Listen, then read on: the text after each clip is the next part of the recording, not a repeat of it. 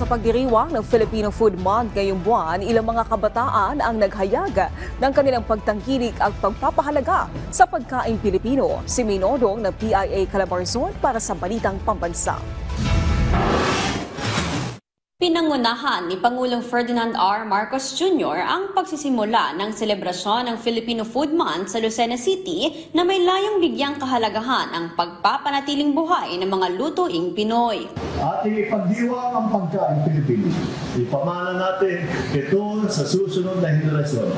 Panatilihin natin ang ating mga tradisyon habang tayo ay naglalakbay patungo sa isang bukas na may mas masaganang bagong Pilipinas. Tumugon sa tawag na ito ng Pangulo ang ilang kabataan. Ayon sa kanila, magandang karanasan ang magpakita ng pagmamahal sa sariling kultura at tradisyon ng bansa. Napaka-importante po talaga na malaman ng mga kabataan itong Filipino Food Month upang sila ay magka-knowledge tungkol dito. At nagustuhan ko din tong event na to dahil nakatikim ako ng iba't ibang uring pagkain. I think it's very important for us children to know the importance of local products, not just here in Quezon Province, but the entire region and the whole nation, because it promotes us to be proud of what we have here in the Philippines. Isa sa mga adhikain ng pamahalaan na mapanatiling buhay ang ating pagtangkilik sa pagkain Pinoy